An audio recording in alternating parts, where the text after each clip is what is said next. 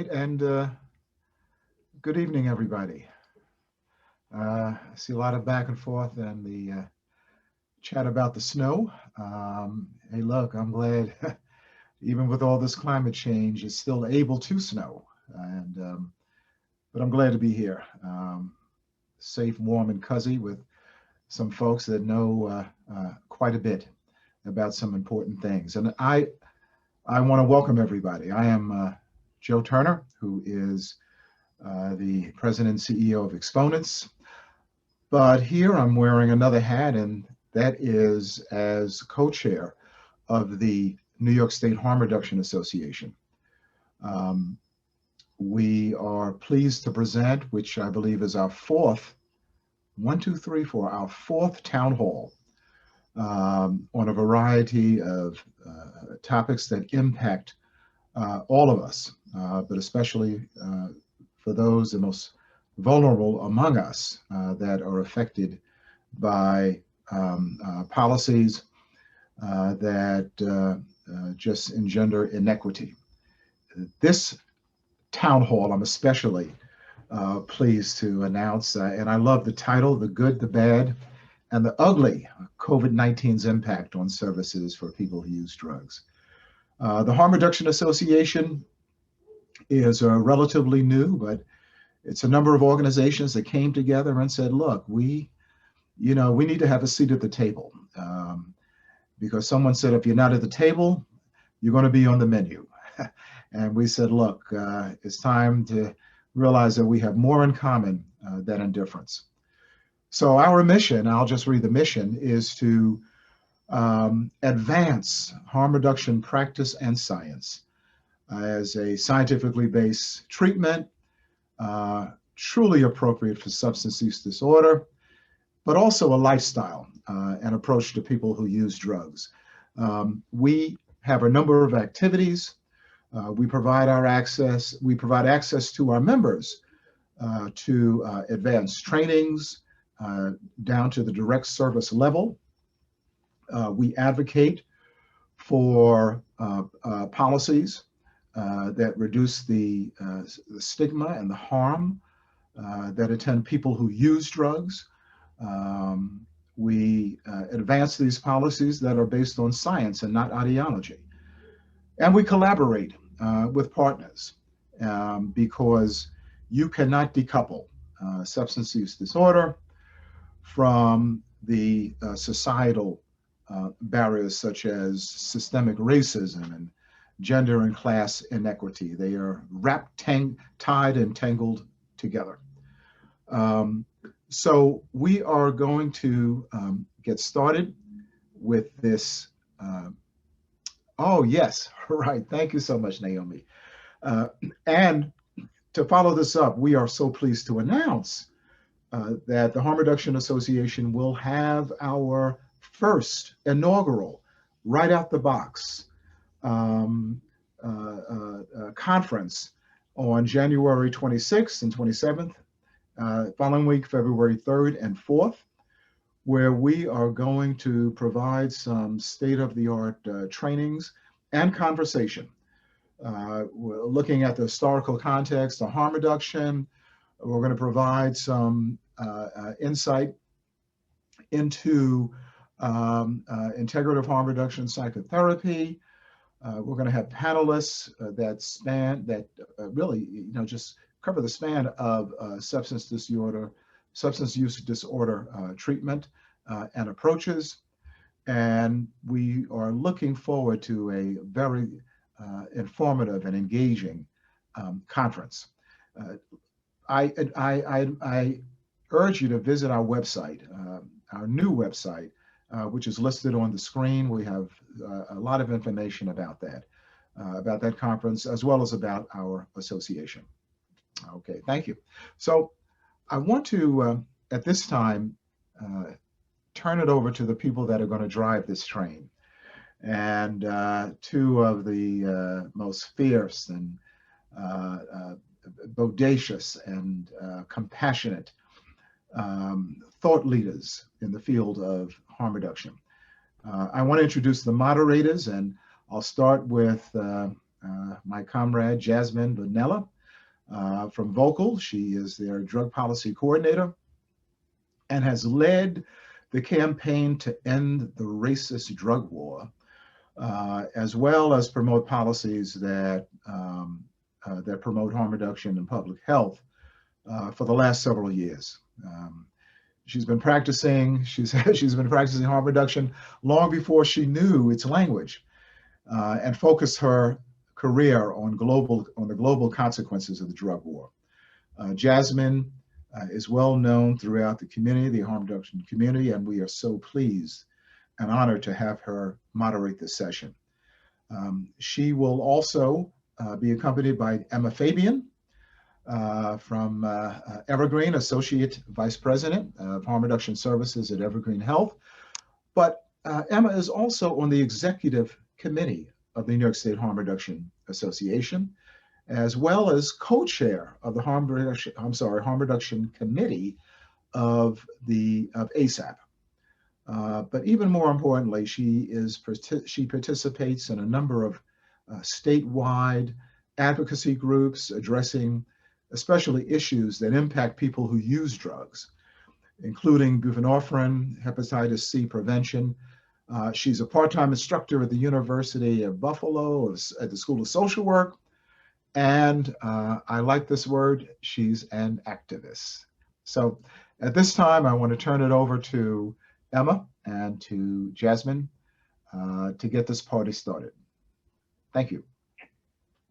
Thank you so much for those introductions, Joe. And thank you so much for, all the work that you're doing at Exponents, that you have been doing at Exponents, all the work that you're doing to lead this new, bold organization, New York State Harm Reduction Association, and the work you're doing at ASAP. And I'm probably leaving some stuff out, but thank you, and thanks for kicking us off here.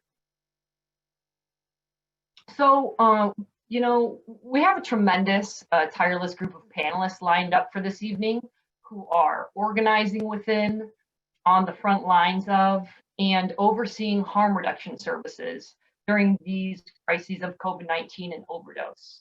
They're doing life-saving work.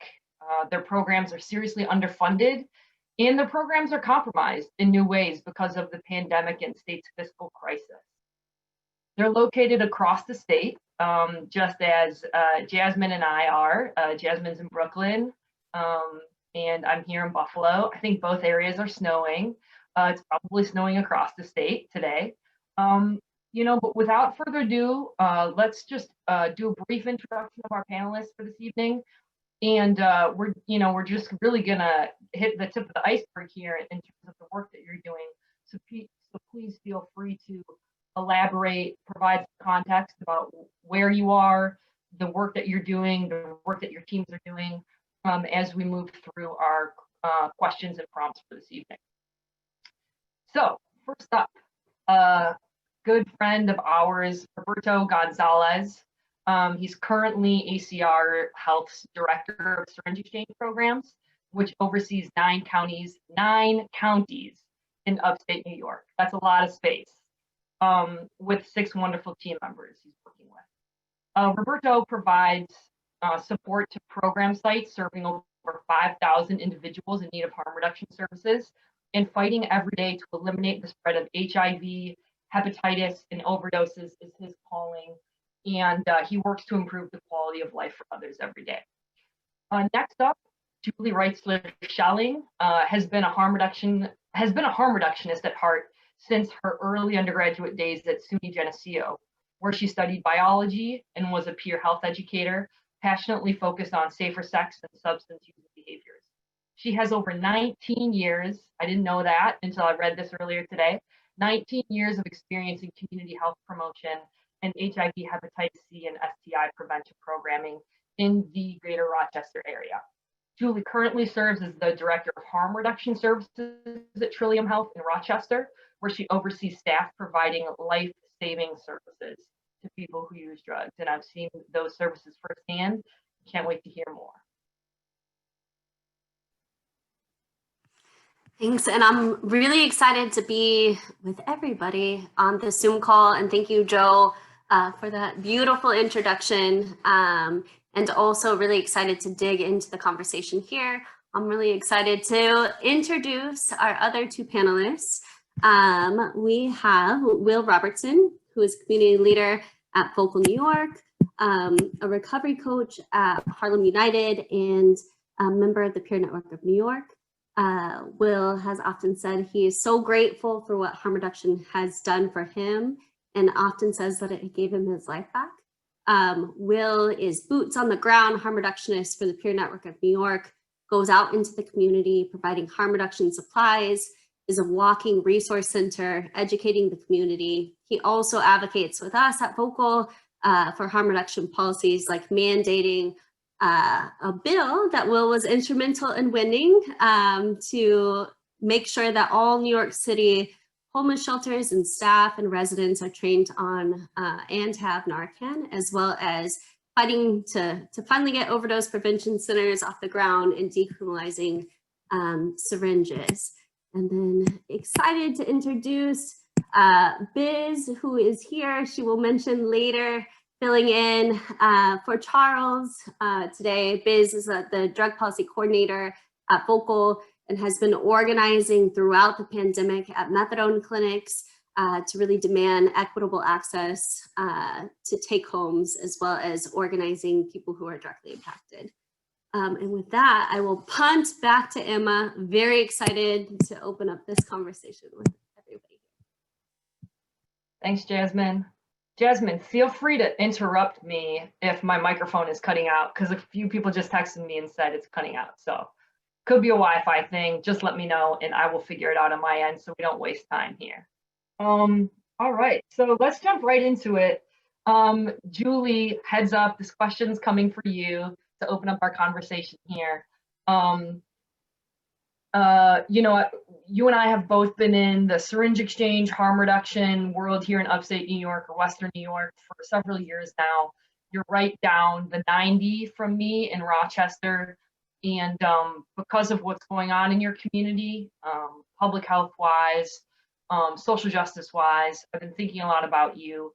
And I'm wondering if you can open up by talking about, you know, since COVID-19, you know, has descended on Rochester and New York State, how have your clients been impacted and how have your services been impacted since COVID-19 first came on the scene? Sure, thank you. Thank you, everyone, for the opportunity to be here as well. In Rochester, in the Finger Lakes area, we have been impacted greatly by COVID-19, as all of us have across the state, and all of my colleagues in harm reduction have as well.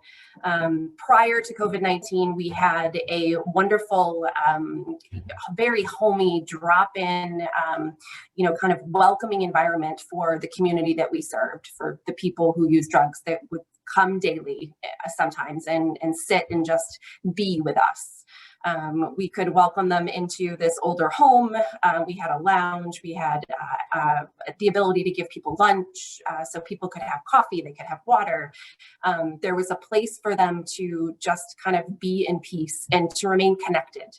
And often we see that people who use drugs, who are in the midst of addiction and accessing our services, they don't have any more connection left. And it's the team that works with us that is able to give that connection. So with the absence of those services, having to close our doors because of COVID-19, we can't welcome people in anymore. We have a very brief encounter with them at a doorway. And we've seen an increase in isolation. We've seen an increase in mental health complications and issues affecting our participants. We've seen just the degradation of this dignity that we've worked so hard to restore in our participants. We also have struggled with keeping adequate inventory on our shelves. You know, we aren't receiving all of the supplies that we order. And when we don't receive the amount of syringes that we need to carry us through the month, we have to start rationing to our participants, or we have to offer them alternatives that equipment that they aren't used to using. So we've seen a real awful increase in skin conditions, in infection, in wounds, in abscesses. And we know that the communities that we serve aren't going to go to a doctor. They're usually not connected. They're not going to go to urgent care or an emergency room. And the emergency rooms are overwhelmed right now. And so we're seeing people and their health status is much more poor than it was pre-COVID-19. And it often doesn't, it's not because they're infected with COVID-19. It's because all of the other wraparound services that we were able to provide them with are gone. And because we don't have adequate supplies and equipment to offer them.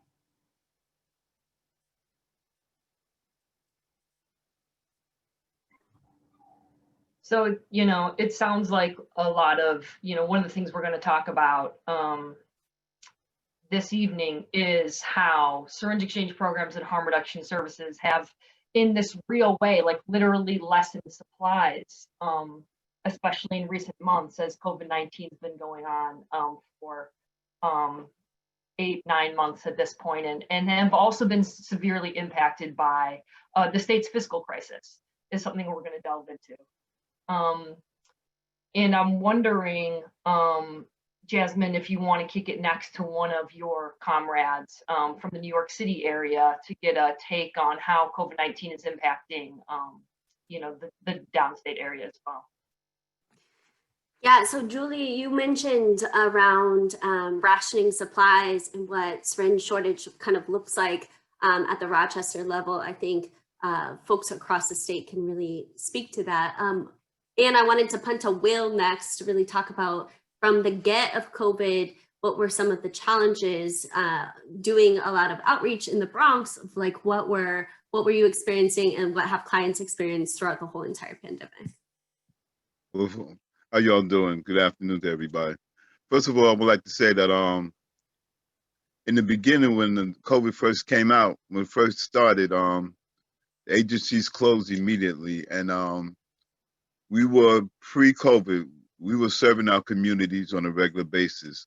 Then this came one day, we weren't going back out there. But the peer network of New York, we got together and we saw a need for the syringe to serve the people to serve our community. Basically, this is serve our community, because what we were noticing that we couldn't just leave them out there. They were like the people that were forgotten. So it took us about 2 weeks or so before we got for us to be prepared to go out there. When I said prepared, we had to get the proper PPE gear for the peers that were going out there to serve the community. Okay, it took us about 2 weeks, and when we went back out there to serve the community, the stories that we heard while we were out there, stories like some of our participants were telling us that they were using syringes with blood in it. They were picking up syringes off the street. Some of them were saying they were scraping syringes on the sidewalk to get them sharp enough so they could use to inject again, you know? So naturally they were happy to see us. There's one particular story that really hit me was this one participant that we deal with. He's always animated. Every time you see him, yeah, he's always very animated. So this particular, when he saw us coming out there, that we didn't forget about them, we kept going out there. This one particular time, he came and Oh, Will, I think you accidentally went on mute. but this particular time he came into my ear, whispered in my ear, and I saw a whole new different person. He said, "Thank you so much. You're saving lives out here. You're saving."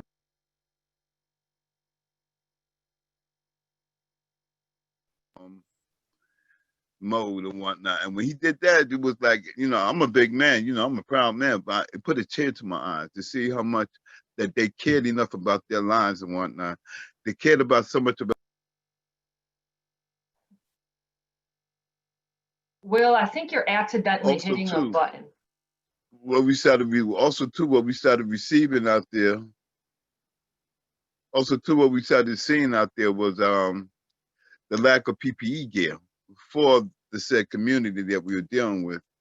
So we, like I said, we went out there searching. The people were donated, different agencies, different people donated to us, where we were able to get them masks, and also to inform them what COVID was all about, what's going on. Because you got to remember, a lot of our participants out here, especially out in the Bronx, they don't have telephones, they don't have televisions, they don't have stuff like that where they could actually see what's going on or hear what's going on. So that's, and like Julia was saying earlier, the lack of syringes, that was really a challenge, but it was also appreciated by the outside community and the community as a whole.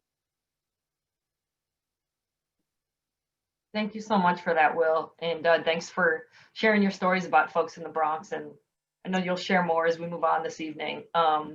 One of the things that Julie and Will just remind me of is really just the idea that these low threshold, low barrier harm reduction programs for people who use drugs, including syringe exchange and peer delivered syringe exchange, were essential services and still are. People are still going to work at syringe exchange programs. I just say goodnight to my folks at 5 o'clock at Evergreen Health. I'm going home. They're still there.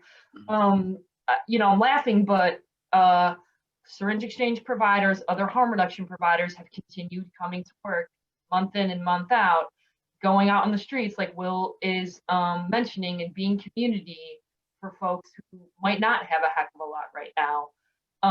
And we're going to get into how the resources have gotten fewer and fewer as this crisis has gone on. So I want to shift it, if we can, to Roberto. Roberto, we just touched on the amount of counties that your programs serve in New York State. And so tell us a little bit more about your work and what you all are seeing during COVID-19. Well, like everyone else, and thank you, Emma. Good evening, everyone. Like every other agency and everyone else, we didn't know what to expect. We didn't know what was coming. We were not prepared for COVID. One day we were open, the next day, or the same day that we were open, we were told that we had to close. That was hard for not only myself, but it was hard for my entire team. It was hard for my for the executive leadership of ACR Health to make a decision like that. Like, as essential as we knew syringe exchange program and our hub medical clinic is to our clients and our participants, it was a hard decision to make, to have to close down. So from one day to the next, we had to close down. I immediately leaned on services that are an extension to the syringe exchange program. One of them is our expanded syringe access program. It's short for ESAP.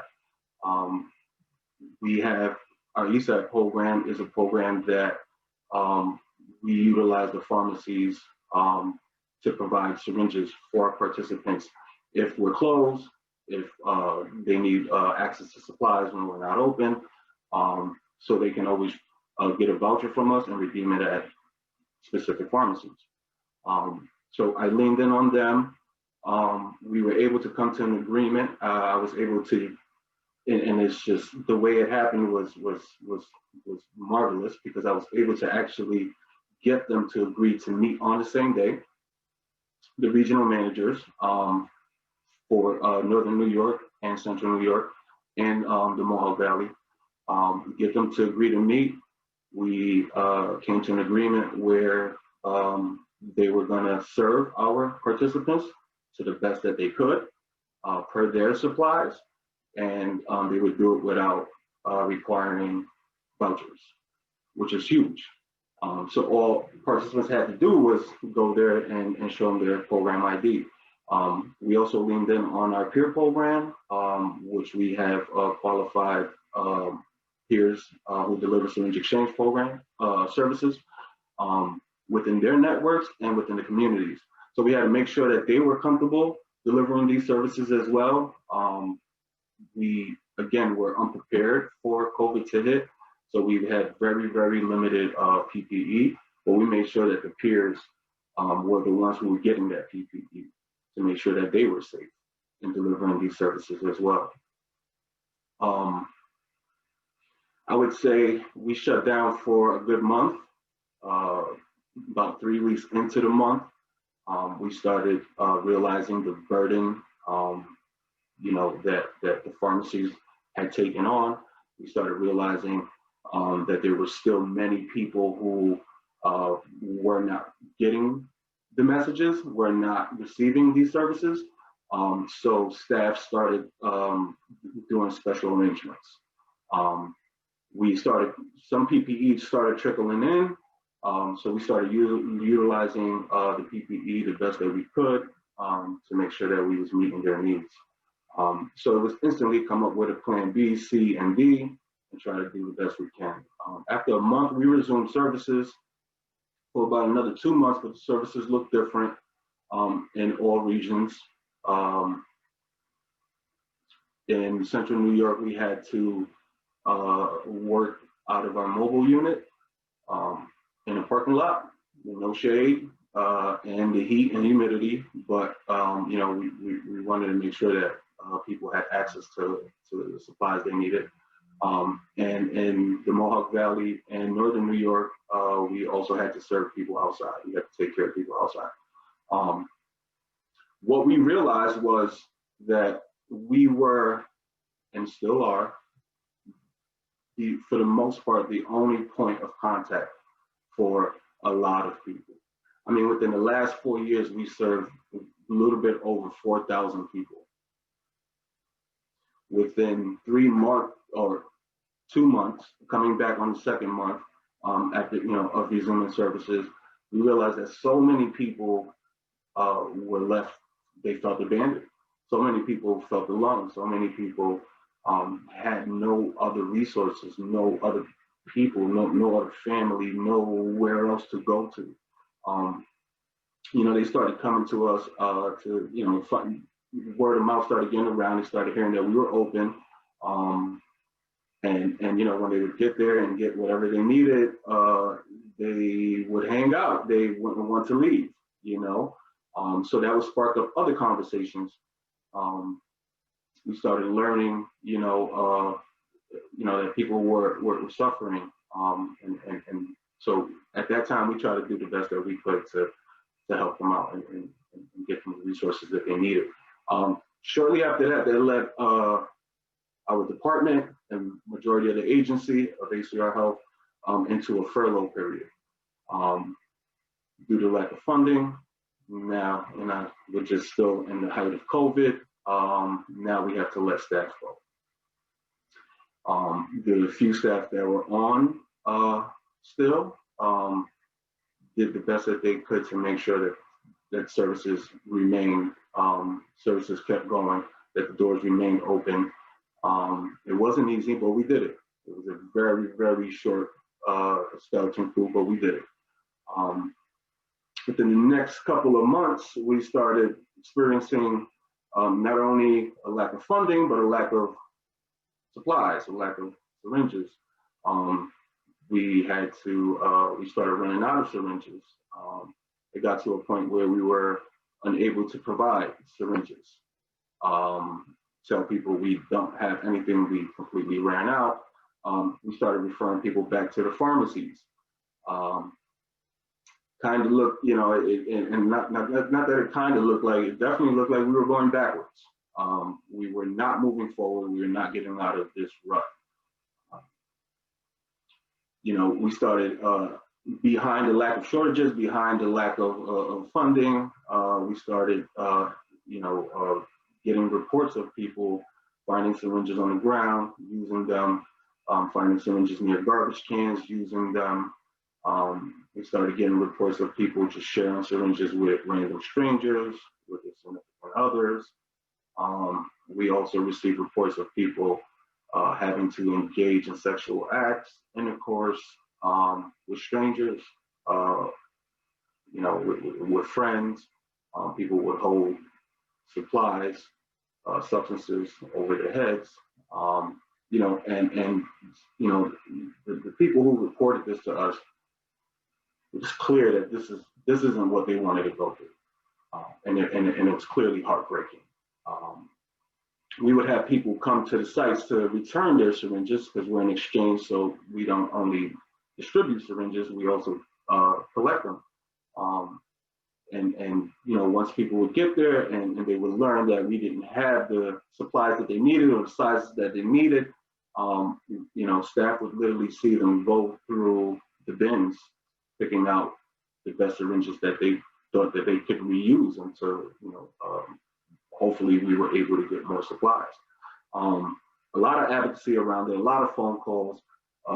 You know, our executive director, you know, he was made aware of this situation, of the shortage, you know, and he advocated, my team advocated, my colleagues advocated.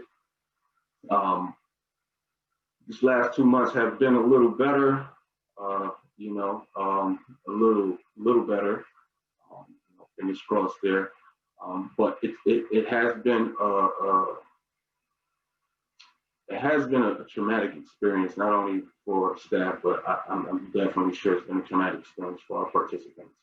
And to see, you know, how far we've come all the way through 2019 into 2020, to see what happened, what we are still in 2020, it's hard and it's heartbreaking, and kind of wonders, you know, I kind of wonder where we're gonna be in 2021.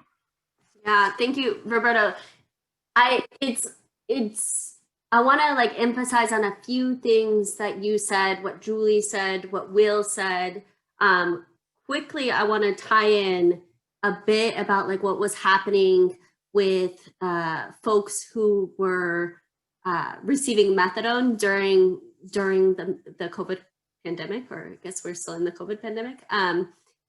As the federal government lifted regulations that people had fought for so long, and it took a pandemic to do it, but wanted to punt a biz really quick to hear about a little bit around what's happening on the ground of if folks are really having equitable access to take-home medications, and kind of like what are some more barriers that folks on the ground are experiencing. Yeah, absolutely. Thank you, everyone that's gone before me. So in terms of equitable access to methadone in New York City at this time, and I think it's safe to say across New York State, it is certainly not equitable. So Jasmine alluded to the federal level sort of finally relaxing guidelines around methadone distribution and access, which was frankly like a huge win. Like, that's very exciting. I know the title of this panel is The Good, the Bad, and the Ugly, and I would say that that was like a wonderful opportunity for states across the nation to really make some innovative changes to the way methadone clinics are structured. But regardless, that is not what happened in New York State. So following in line with the federal guidelines, Oasis sort of issued their own set of guidelines in New York State for methadone clinics, echoing the same sentiment of, you know, folks should be getting 14 to 28 days of take homes, especially, you know, if they are at higher risk of contracting like fatal COVID symptoms. But the discretion, unfortunately, was left up to the clinic staff. And as we all know, there's like deeply ingrained stigma in a lot of clinic administration. And so what wound up happening is that people, many folks in New York City are not receiving their take-home doses and have not received their take-home doses throughout the pandemic. I have sort of been mainly focusing in Brooklyn around 3, I would say, clinics. And I'm actually here in place of an emerging leader from that work. His name is Charles. He couldn't be here with us today. And I think he couldn't be with us today because he is forced to deal with like so much, because he is unfortunately a great example of what an average New Yorker might have to go through to get their life-saving medication during a pandemic, which is basically he lives in a shelter in Queens and he has to commute to Red Hook every other morning, despite the fact that he's 67, has a whole slew of pretty serious health conditions that put him at high risk of fatal complications from COVID. And that commute is 2 hours one way on a bus. So that's 4 hours in total of traveling, right? That's not even considering how, because of COVID restrictions, obviously, it's harder for clinics to get through their lines because they have to limit the amount of folks that are coming in and out of the clinic. So the lines wind up being a lot longer these days. And it's not uncommon for people to wait up to an hour or 2 hours at some of the worst clinics that I've been organizing at. So that's 6 hours a day to go get your life-saving medication, which is completely obscene, on top of just other, the other stuff that life throws our way. So it's unfortunate he can't be here, but I'm really just here to speak and uplift his story and other folks' stories that I've been organizing around. Thanks, Biz. So I think you laid it out perfectly, Biz, with this is called The Good, the Bad, and the Ugly. There was slivers of good that we will get to that I think, unfortunately, it took a pandemic for us to be able to lift regulations around life-saving medication. Unfortunately, as we've heard throughout our panelists, for the first question is there's a couple emergent themes. Syringe exchange was an essential service and still is. At the beginning of the pandemic, no PPE was provided. That folks had to, Roberto really pulled this out, folks had to adjust on the complete fly of rapid, urgent, life-saving planning that was happeing within seconds of like, hey, we're shutting down. Hey, we have to ensure that our folks have PPE. Will really talked about like, hey, how do we get out there and do the work without PPE? And how do we like have a mutual aid of harm reductionists who really like provide? Julie really mentioned like family, and everybody really talked about this, how harm reduction and syringe exchange programs, as well as drop-ins and services, are really family for a lot of folks. And some folks felt abandoned, and like, how do we like revise that feeling in this moment where I think the pandemic has made us all feel like very isolated. Roberto touched on, which I think harm reduction and syringe exchange programs across the state have really felt, is that we've had to furlough our teams because the state wasn't paying contracts. And then I think that really hitting the nail on the head, and I think all folks would really say that they've witnessed this throughout the pandemic, is the like increasing of sharing, the increasing of reusing of syringes, and that there's a massive supply shortage. And really like what we're trying to tease out here, I think, is from methadone to syringe exchange programs to PPE to paying contracts, is the governor really had no coordinated plan around how do we address COVID while also ensuring that substance use is like centered in the conversation. And so I wanted to punt it back to Emma to really like, as somebody at Evergreen, but also Julie, I know that you have mentioned in the past around like, hey, what does the syringe sharing and reusing really look like on the ground for infectious diseases? Yeah, thanks, Jasmine. I'll just name, where the organization, putting this evening's meeting on tonight is the New York State Harm Reduction Association. And our model for harm reduction in New York State and in our most of our country right now, when it comes to working with people who use drugs, comes out of the HIV and AIDS movement. And the organization where I work used to be called AIDS Community Services, founded over 30 years ago.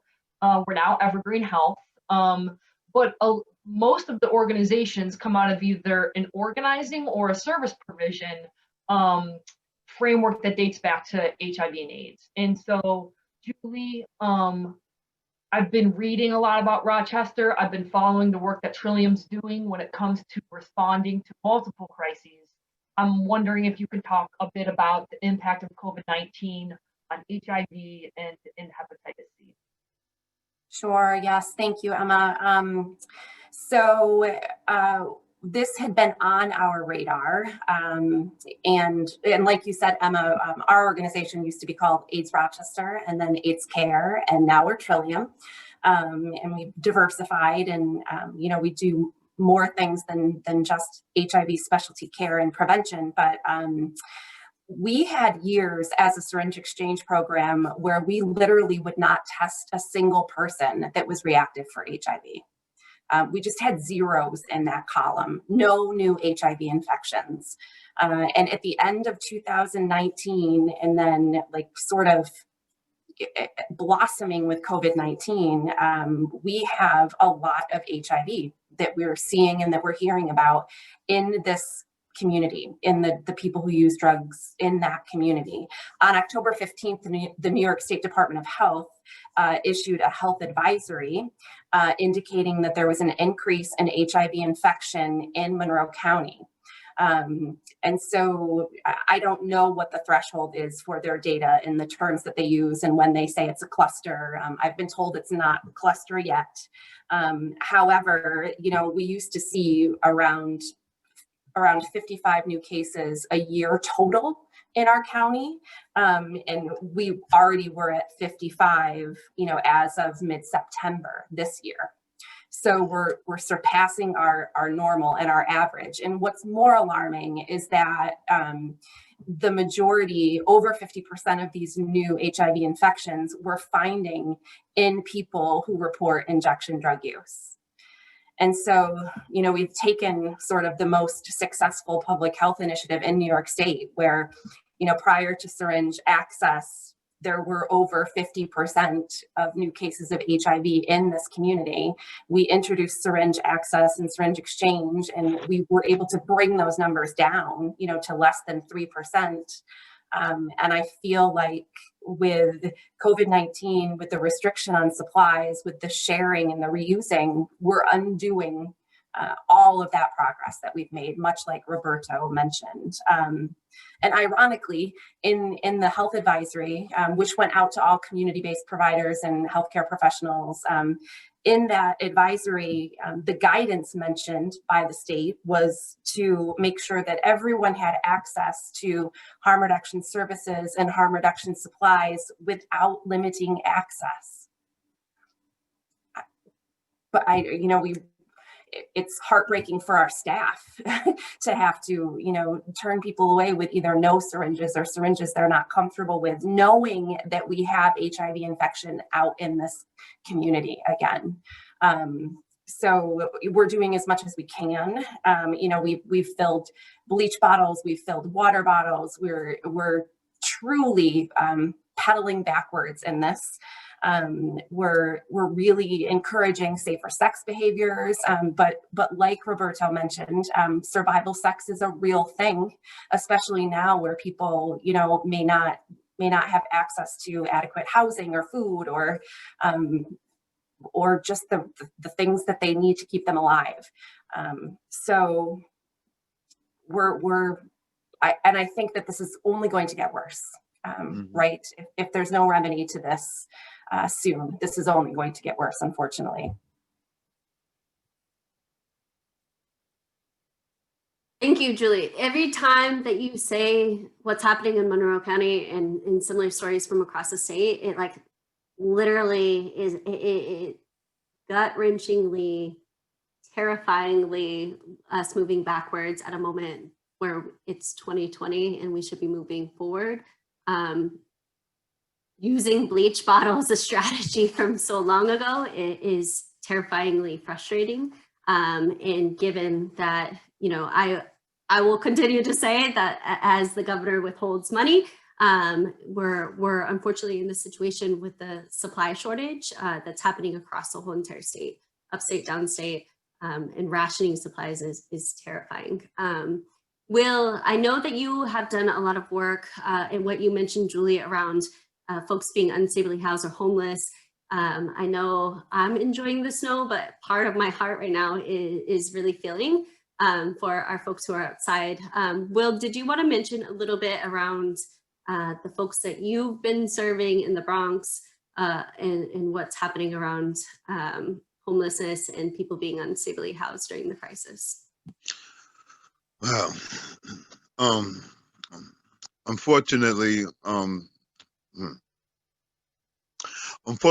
just last Monday,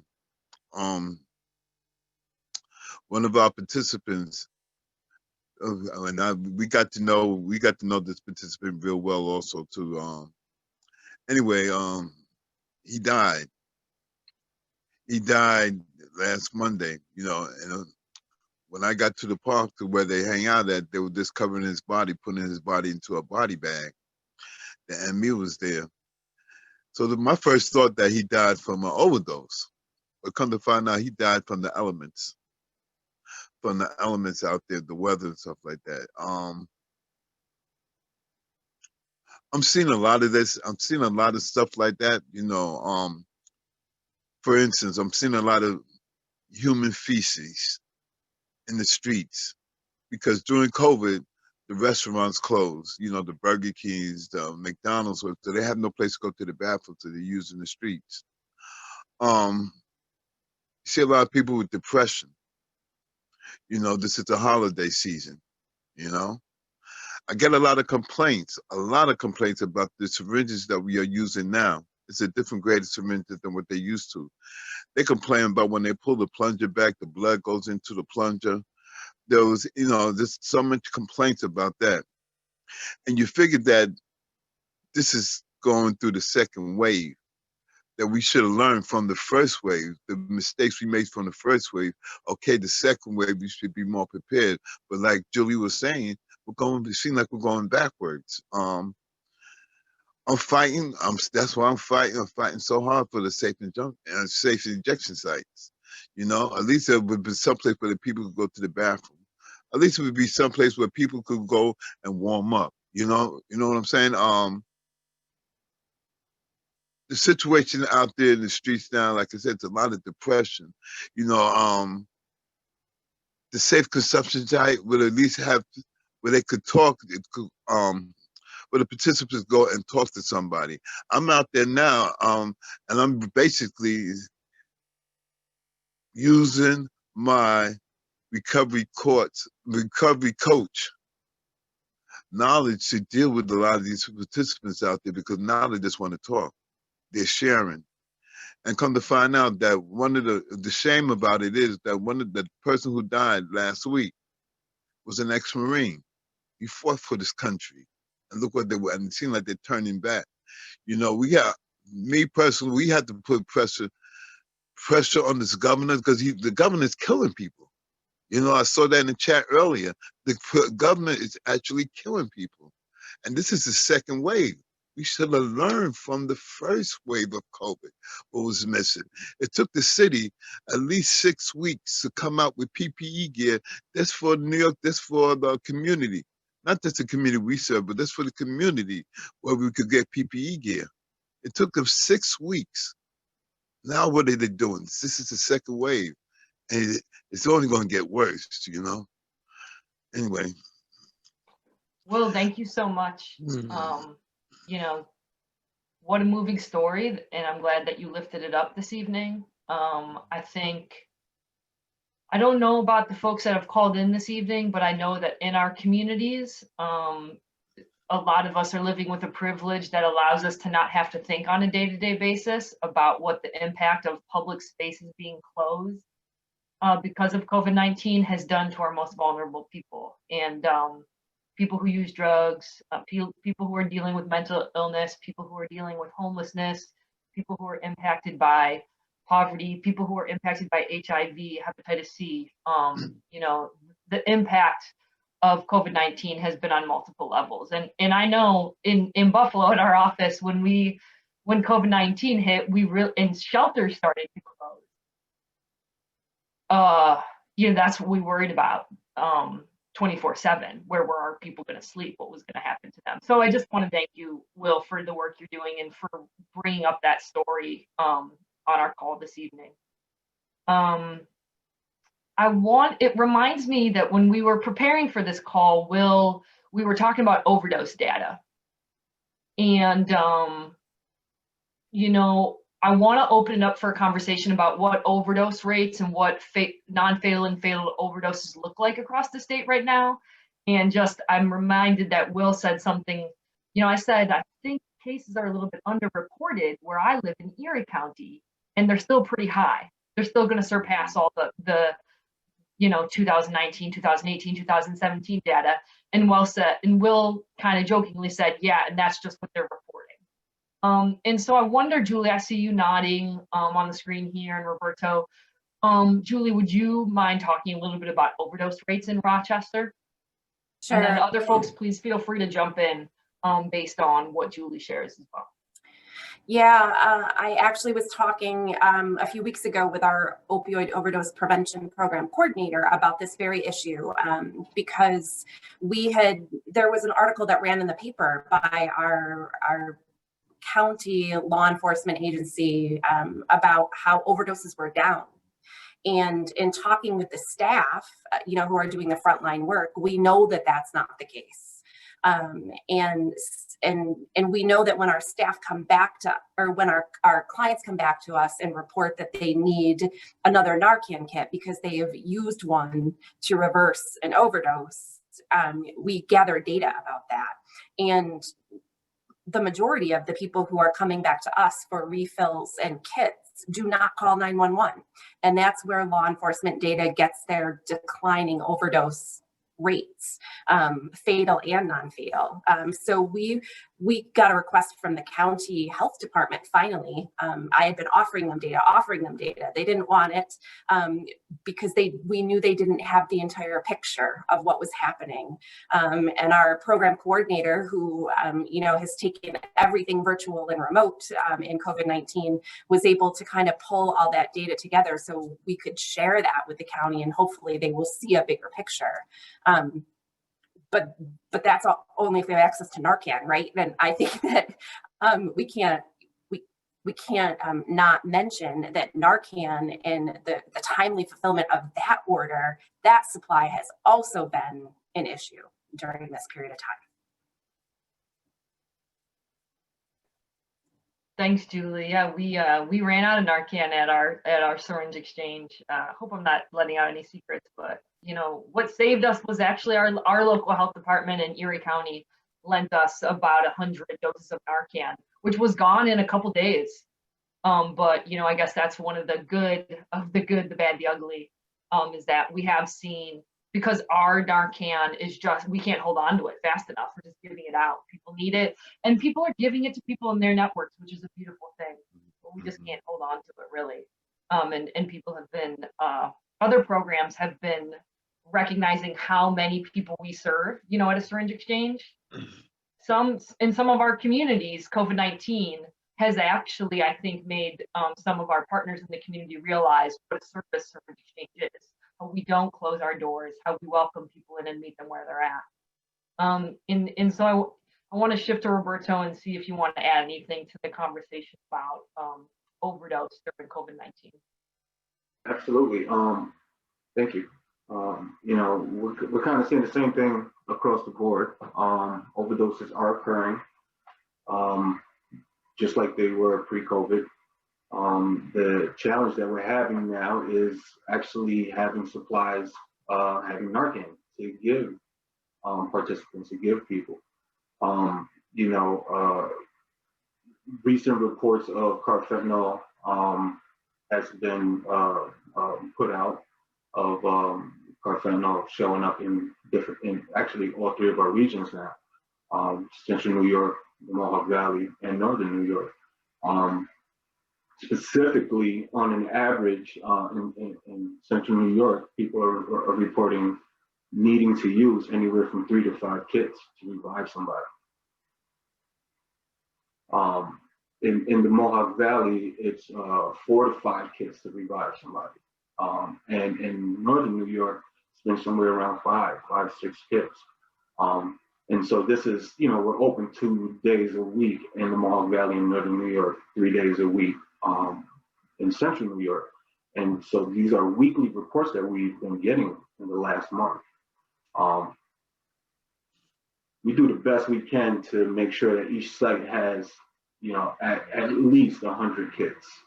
And so we're lucky if that lasts us a week and a half, a week. The kits are going fast, people are using them. People are fearful of calling 911, and that's a thing. Onondaga just released a report, Onondaga County released a report that where, overdoses are almost at record-breaking numbers, at high record numbers. So that's in Onondaga County. Oneida County is seeing, the numbers are high, but not as high. They rely on the syringe exchange program to hear what, reports that we're receiving. And we do our best to advocate and let them know that, people, there's a lot of overdoses occurring.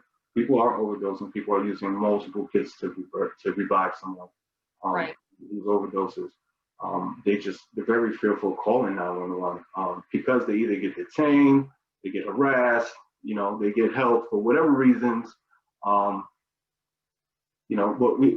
so we see different results with that, and depending on the regions. Some regions, in the Mohawk Valley specifically, and Central New York, we have some type of cooperation with law enforcement, not much, but it's challenging. It's challenging.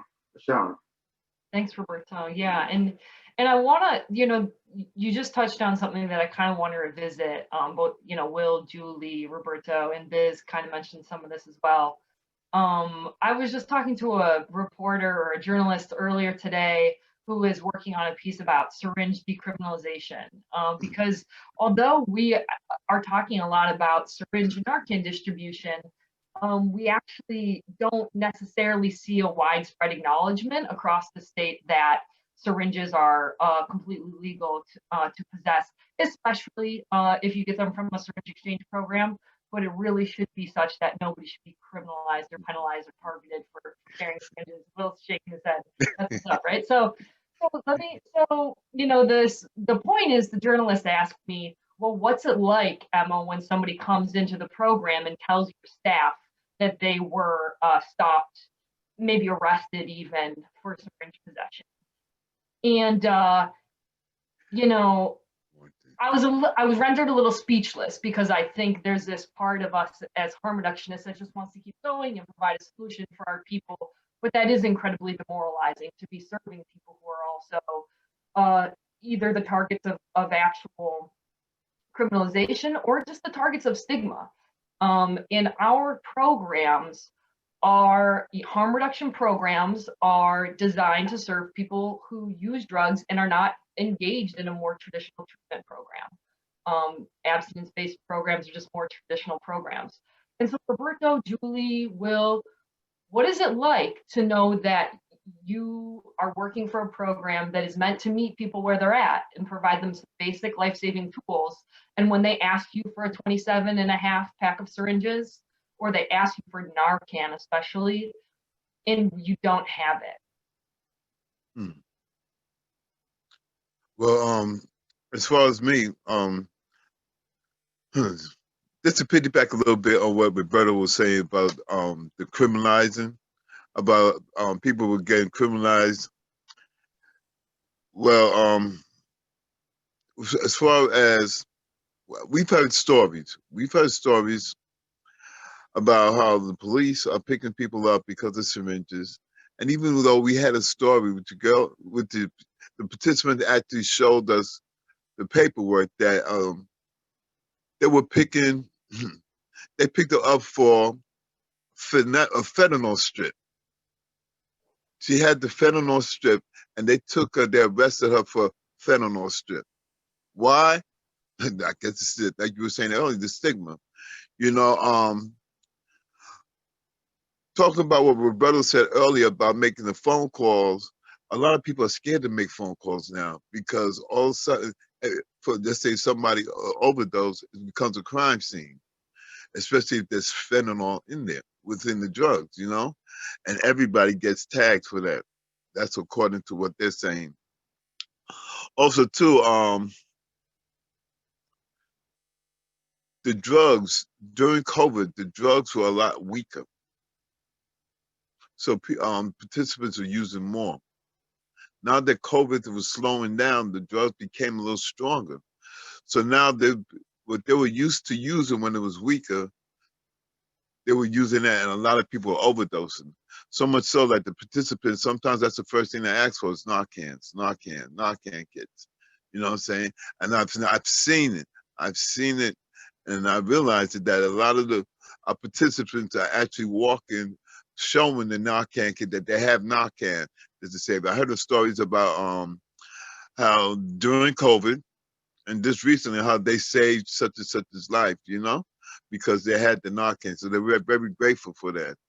And like I said, the syringes that we're using now, the 27.5s and whatnot, I'm hearing a big thing, because we used to use one particular kind, which everybody loved. Now we're using another one, being that the governor cut us off with some, you know, anyway, that's another story. But, and these syringes are breaking into their skins. They said they're breaking off into their arms. Like I said earlier, when they pull the plunger, the blood goes into the plunger. You know, it's they have so many complaints about it. But the only thing I can say is that's all we have for right now. That's the best we could do. You know, as soon as I go out there, the first thing they ask for, you got the blue bags, you got the one touch. I said, this is all we have. You know. That's one thing I'm going through with that. Yeah, and if I could just jump in sort of to tie in like how methadone sort of, I think, also plays a role in all of this, and it just speaks to what everyone is saying about stigma / criminalization and policing, because I think all three of those things come hand in hand, unfortunately. You are bound to see an increase in overdose rates and overall suffering and a decrease of quality in life when all of these structures are built off of policing and criminalization and stigma, and methadone is no exception from that.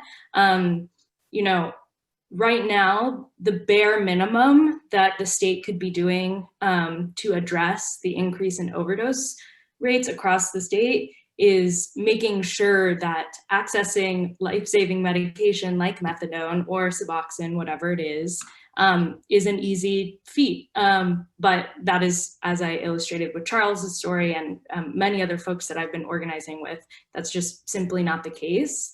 And when when we construct barrier after barrier for people to access life-saving medication, people are bound to get frustrated and to leave those methadone clinic lines and to go use street drugs, which they might not have used in quite some time. And that puts them at really high risk of overdosing.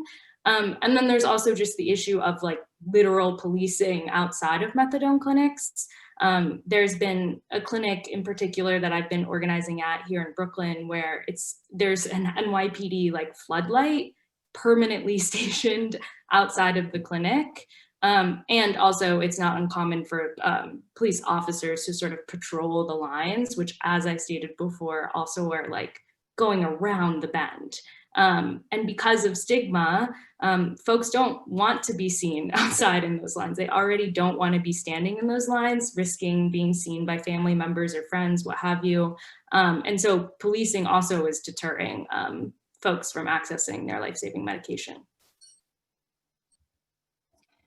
And Emma, to kind of loop back to your question about how does it feel to not be able to offer what individuals need, I think that's a really good question, because you mentioned that, you know, this is an essential service. Staff have shown up day after day after day, and they go home to their own lives that are also impacted by COVID-19 in a variety of different ways. And so we're faced with the fact that over the years, and I'm fortunate, my team has been pretty pretty consistent, and we haven't had a whole lot of turnover.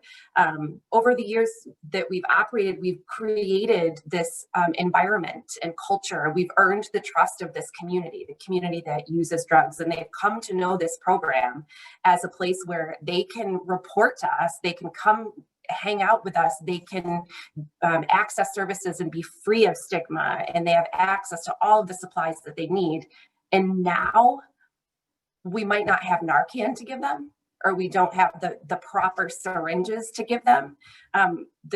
I've been able to cover for my manager a few times, and the looks on the faces of the participants and the clients and the staff is heartbreaking. It's heartbreaking. It sucks.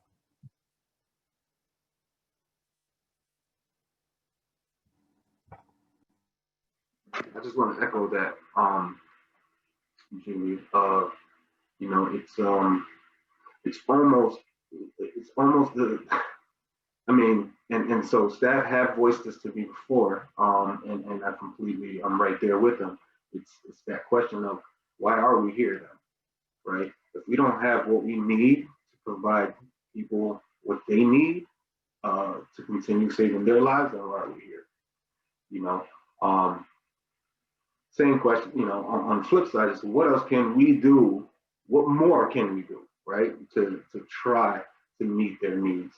And, you know, without exhausting other resources, but we do exhaust them. You know, our resources are limited as it is. You know, it's heartbreaking.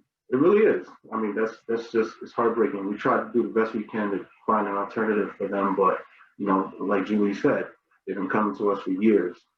They've been working with us, trusting us for years. You know, that puts a damping in our relationship, to the point where now they're not even coming down. They're calling, you know, and they're doing other things. And a lot of people who aren't coming down to the syringe exchange, definitely, if we have Narcan or other supplies, they're not getting them because they automatically assume that we don't have what they need. And then they're also not getting any referrals to HIV testing, Hep C testing, you know, any medical attention that they may need. You know, they're not getting those referrals because they automatically assume we don't have the supplies, and rightfully so, we might not have the supplies that we need. Awesome. Thanks, Roberto.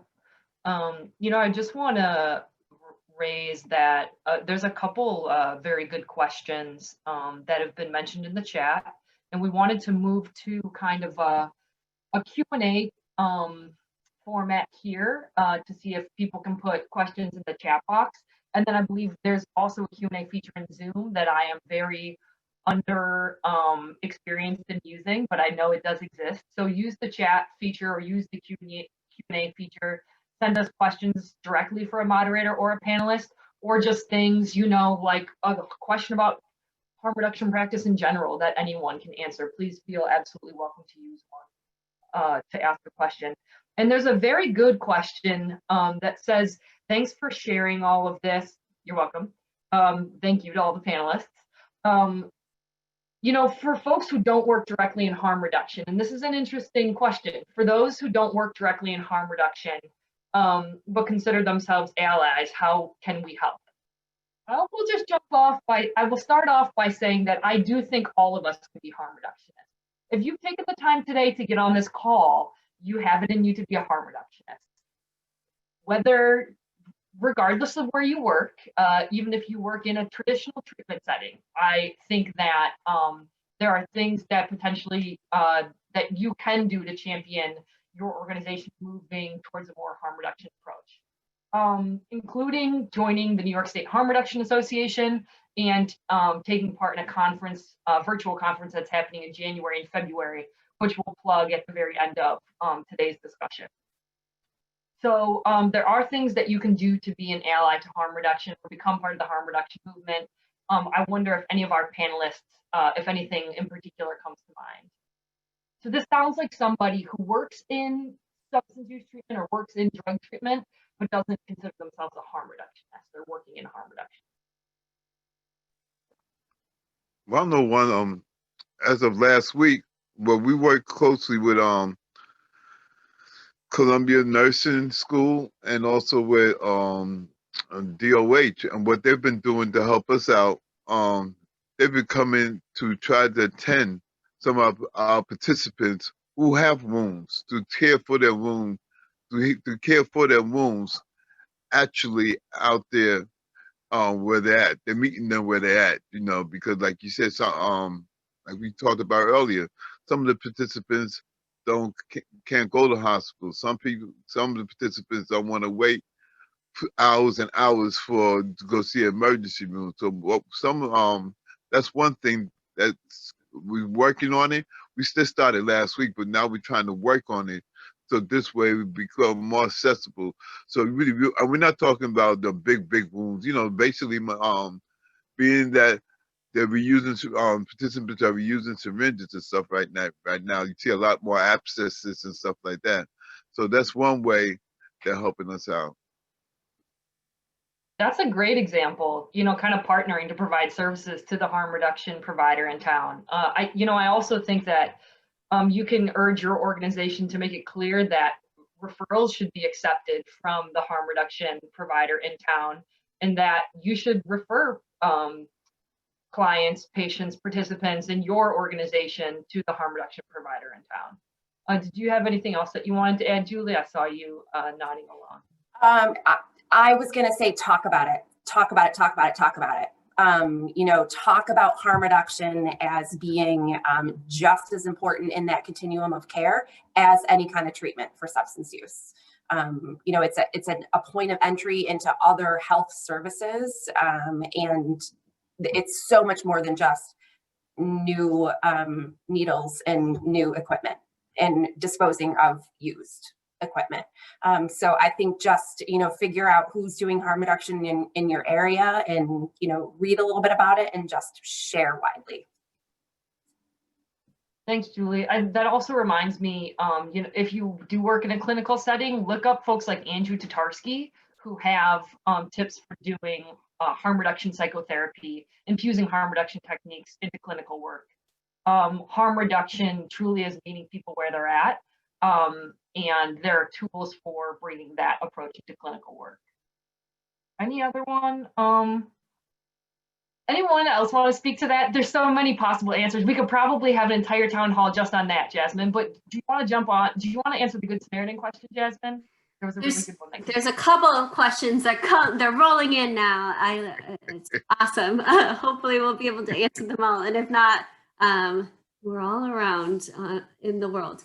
One question that I see that is a really good one. I'm wondering if people can share what strategies they're using now that they were not using before COVID. Example is Roberto mentioning vouchers for ESAP. Since we're not able to function like we were before COVID. Roberto, I would love if you talk a bit about the challenges that we're facing around the ESAP limit and kind of like how you were able to navigate through that. And if Julie, Biz, or Will, if you have other strategies that we're using now before COVID, and Emma, I know like secondary exchange is like a pretty big thing that we were doing before COVID, but like have been trying, but there's been challenges with the syringe shortage. So maybe I'll punt that one to Roberto, since you did mention the ESAP, and you can kind of like illuminate that there's still some barriers there, and if others want to add. Thank you. Yeah, so ESAP has a limit, and I believe this is per New York State, the pharmacies, they are limited to give out one bag per transaction. And when our ESAP voucher program, reimbursement program began, that's what we were, I guess, confined to. We had to agree that each participant would get a one bag per transaction. I can't say exactly what happened, but when I made that phone call, when we had that meeting, the people at the table were willing to completely put that aside and meet the need of the participants. All the way up to 3, 4, possibly 5 bags per person. because they understood and they knew, how grave the situation was. They knew that if a program like ours was going to shut down because of COVID, and they were going to stay open, that this was important, and they wanted to help at all costs. Now we have scaled back a little bit with some of our pharmacies, only because we put a lot on them in a short period of time. We still have a few pharmacies that we are still working with, but vouchers are still a thing. Not so much; they're a little relaxed, but they are still a thing. There is a push in New York State to eliminate the limit, so a person should be able to walk into a pharmacy and purchase as many bags of syringes as they want. Whether it's through a program or not, they should be able to get exactly what they want, what they need. Thank you.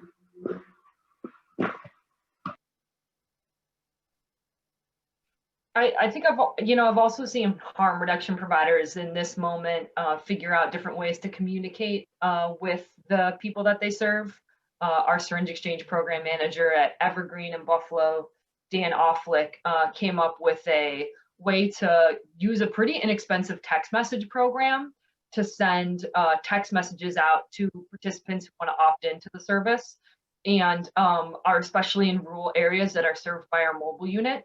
So he can send out alerts to them about where the mobile unit will be, whether they want a drop off or whether they want to meet at the location where the mobile unit goes. You get the idea, but it's been pretty effective at spreading the messaging, and that's definitely been something that we realized we need to do differently. We need to figure out new ways to communicate with people during COVID-19. And along that same, on a similar note, we got a question about someone who works with agencies that provide supportive services to newly housed clients. And they say that once they receive a referral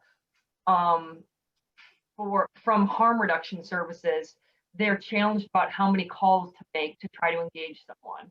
They don't want to give up, but they feel like they can't support someone who won't engage with them. And my initial thought is just to start thinking about, if you're trying to reach out to somebody by phone, try to figure out other ways to reach out to them. Can you go back to the referral source? Can you go to the harm reduction program directly and say, I have a referral for this individual. Where did they hang out? Did they spend time here? Can you connect me with them? Who are the people in their network? We really want to get this person housed, and so forth. That's just an initial thought, but I wonder if anybody else, Julie, Roberto, Biz, Will, Jasmine, if anybody else has any ideas for that person. We can also talk offline with that person if they want to put their email address, either send us a direct message or something like that. Yeah, I think I would need to know more information, but I would throw a plug for peer-related services in here. If an individual isn't known to the service provider that's trying to provide the services to them, sometimes peers can really make a big difference in connection. Thank you so much. And it reminds me, when Biz was talking about the work of that she's doing to organize people who are part of methadone clinics, I forgot to just say, thank you to Vocal, really, for the work that you've been doing to organize people around these pretty misunderstood issues, I think, that have a general lack of awareness for them.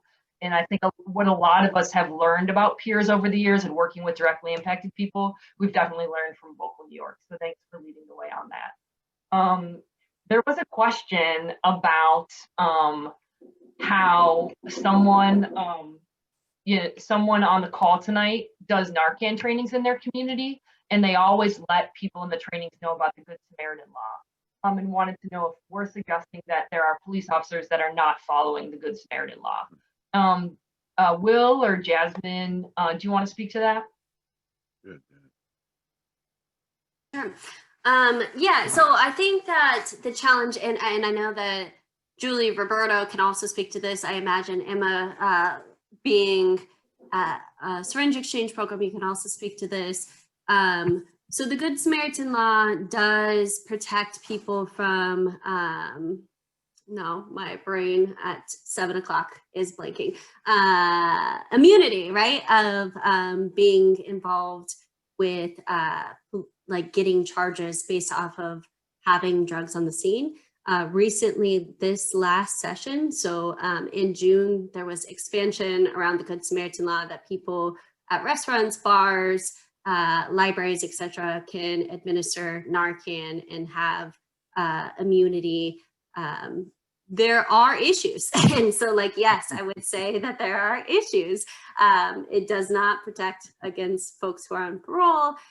There are some criminal legal barriers. And I will say in New York City, as part of our mayor's plan to address the overdose crisis, which was called Healing NYC, is that all fatal and non-fatal overdoses are investigated as crime scenes. And there is a whole entire agency called the Overdose Response Squads, which get quite a lot of funding every year to do this work. And they're communicating obviously with multiple different levels of government. So state, city, and then also federal government. I would say that this, the Good Samaritan Law in New York State was one of the beginning states to really pass this law, which led the way, I think, for a lot of states. There are still states currently in the United States that don't have the Good Samaritan Law. So I would say, like, yes, there's a lot of work to do to ensure that folks feel comfortable calling 911, knowing that potentially law enforcement will show up and what that means for folks to be able to reverse overdoses. There's a lot of more work to do. I would say, like, we do need to strengthen the Good Samaritan Law.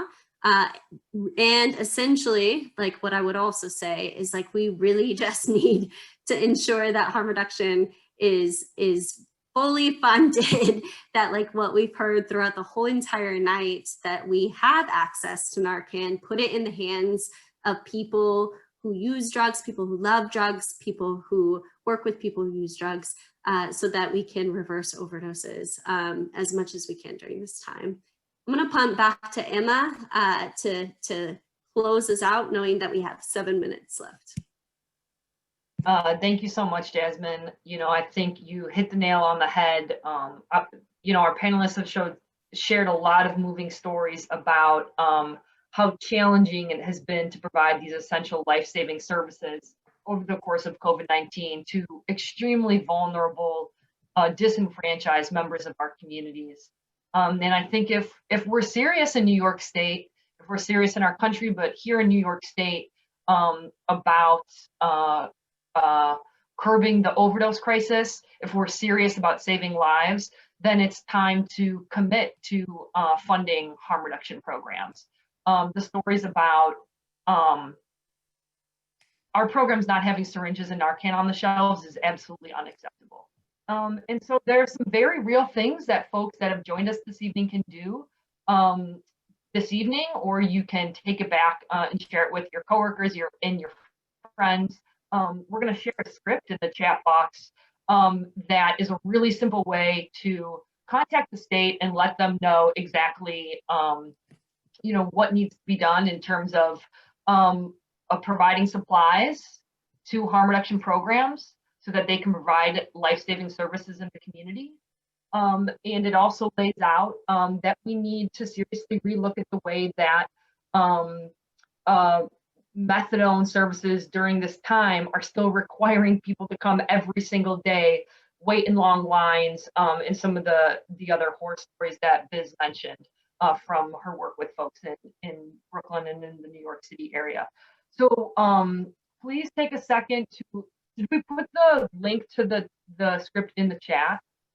I think we can do that. For some reason, it's not letting me for some reason, but I will definitely email it to everyone who registered for this webinar as well.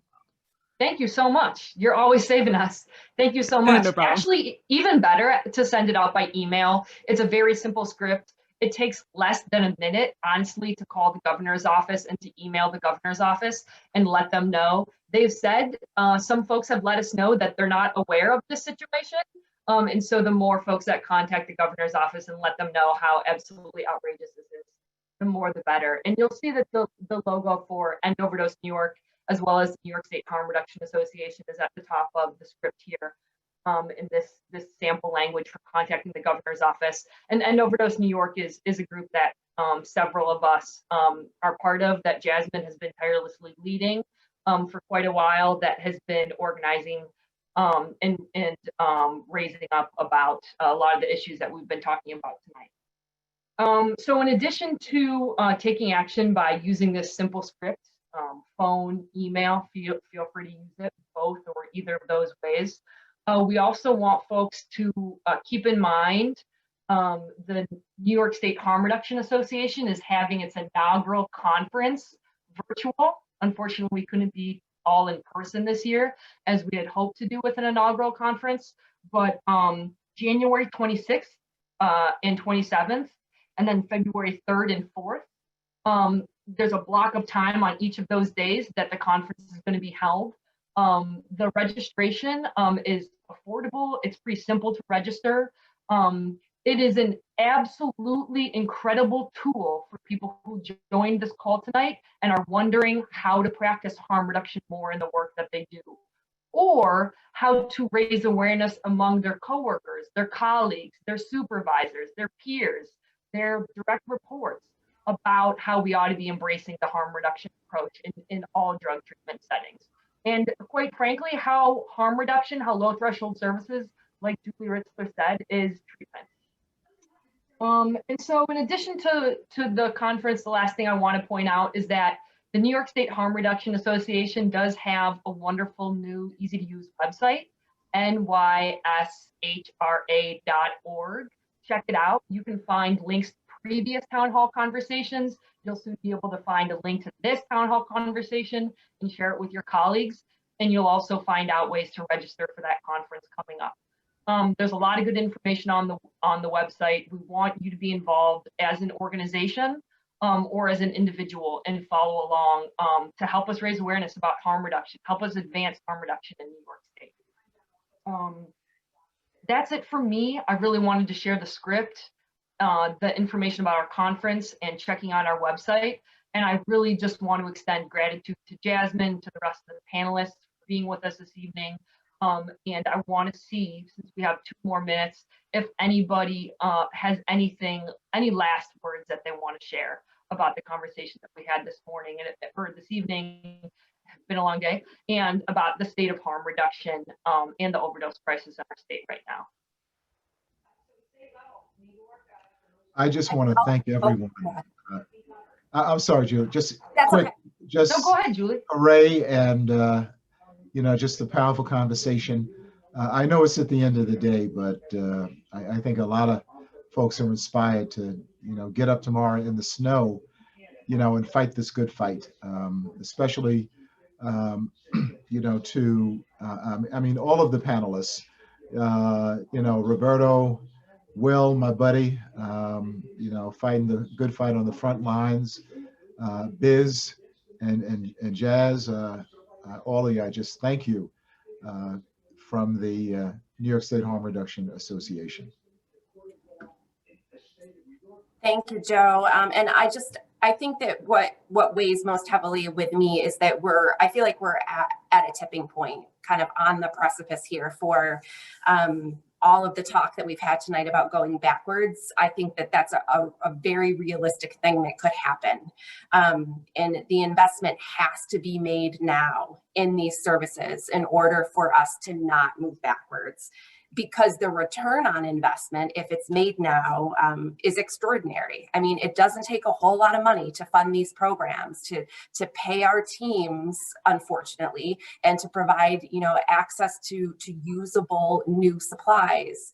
But the money that it will cost to, you know, pay for hospital stays, for sepsis, for heart valve transplants, for HIV infection treatment over the course of someone's life, Hep C treatment, in many more people, that it's just a no-brainer here. It's a no-brainer.